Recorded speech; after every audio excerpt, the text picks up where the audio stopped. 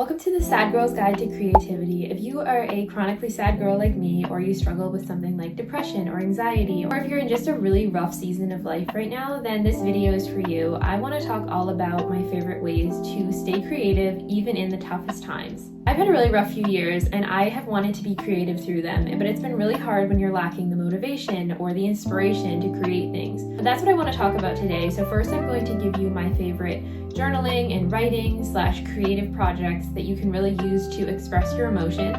And then second, I'm going to go over my favorite creative hobbies that are super low effort and that you can do basically anytime, even if you were in the worst place. I'm Melissa if you're new here, and I make videos all about creativity, flower farming, my life with chronic illness, and simple living. I'd love for you to subscribe. Now let's get into the video. First, we're going to talk about my favorite ways to journal when you have tons of emotions and are just carrying a lot. First is stream of conscious writing, and this is when you write out essentially exactly what your brain is thinking, and you just keep writing that. And it's just this perfect way to brain dump and get whatever is floating around in your head out on paper. And if it's like really hard to read, or you feel like kind of like, oh, I shouldn't be feeling these things, or any sort of things like that, you can always rip it up and throw it away. That is a really great tool that I use all the time. And second, my absolute favorite is writing poetry. A lot of people think, oh, I'm not a writer, so why would I write poetry? But anyone can write poetry. Anyone can be a writer. One of my favorite new ways to write poetry is instead of writing words, you write a feeling.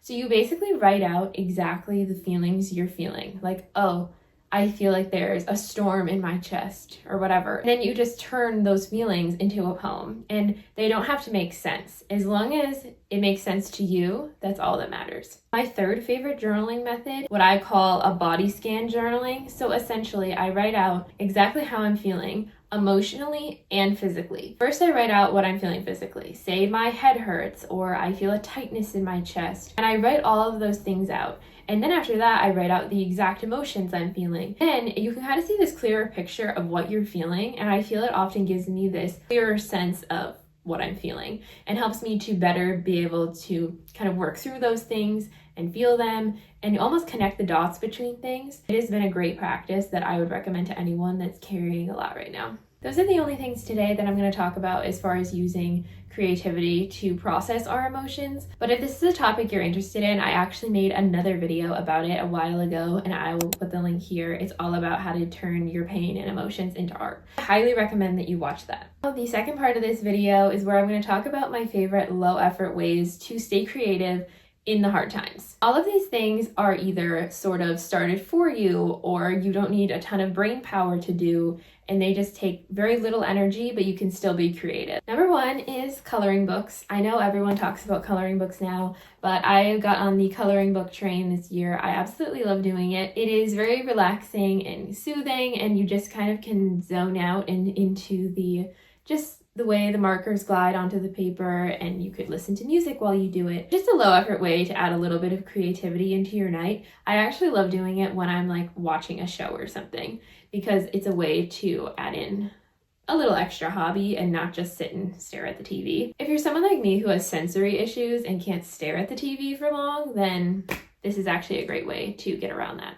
I've had this coloring book from Amazon. I know these are pretty common, but yeah, it's all just little animal scenes. I also have a set of alcohol markers. One thing that you have to keep in mind with this is you have to have the right markers.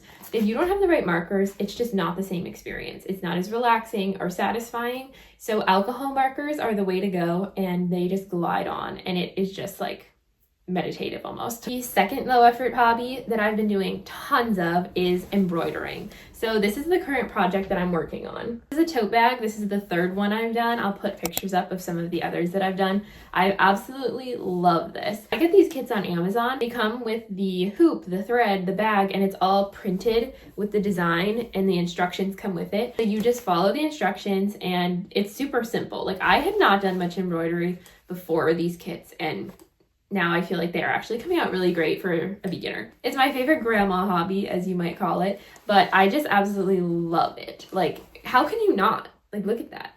And I also love doing this when I'm watching shows and stuff, or just when I'm hanging out. But I love that it's all ready for you and you can literally just sit down and work on it. That's my favorite thing about a lot of these hobbies I'm talking about. Next up is doodle painting. So instead of doodling with a pen or pencils, which I'm not a huge fan of because I cannot draw to save my life, so I'm going to show you a few of mine. They are not works of art, and that's the whole point.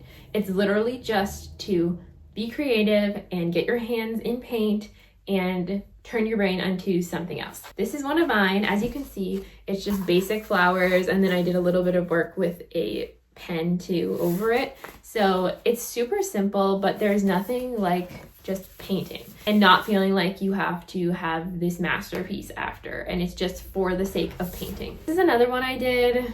As you can see, nothing crazy. It's just so fun to create and feel like there's no judgment and it doesn't have to be perfect. And when you're feeling sad or overwhelmed, like there is nothing worse than feeling the pressure of something else. But of course, it's super simple too. You don't need a ton of supplies. You can just have paper and paint. No matter what kind you have on hand, just use that. Next up is simple jewelry making. These are literally just bracelets and necklaces I make from nothing but beads and stretch cord. They are so simple, but they're actually perfect for my like kind of beachy, easy style that I am. I make tons of them and I wear them all the time. You've probably seen them in my videos.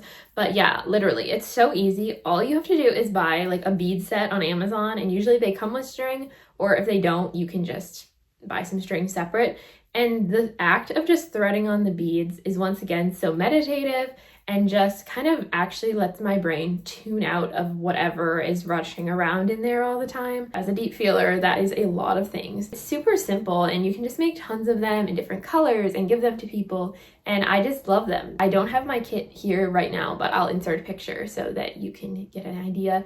I just got mine on Amazon and they're super affordable. I also have an Etsy shop where I sell jewelry that I make, so if that's something you're interested in, I will put the link in my description. The last creative hobby that I've been doing more is decorating my journal pages. This is a super simple way to add a little bit more creativity and art to your journaling practice. I don't have any made right now that don't already have my personal writing around them, so I'm going to insert some pictures here of what I'm talking about. I take the page before I start writing and I cover it with stickers and I draw things on it and I use pretty colors, and it just adds this little bit of flair to the page. And it's a whole little project in itself. It adds that little creative touch, and I've actually loved doing this. I love the way it's livening up my journal too. So it's super simple and you can just use anything you have on hand. Stickers, paper, markers, anything that you want it to be, you can just do that. I think that's going to be it for today. Thank you so much for watching this video. I hope that you got some really great creative hobby ideas for not only ways to journal, but also how to, of course, just stay creative through the emotions and the sad and the tough times. So if you tried any of these or you have other ways that you stay creative during your hard times, I would love to know, and you can leave them in the comments down below. If you would like more content like this, definitely let me know as well. And don't forget to watch my other video about this same topic. Thanks so much for watching. Don't forget to like and subscribe, and I will see you sometime in my next video.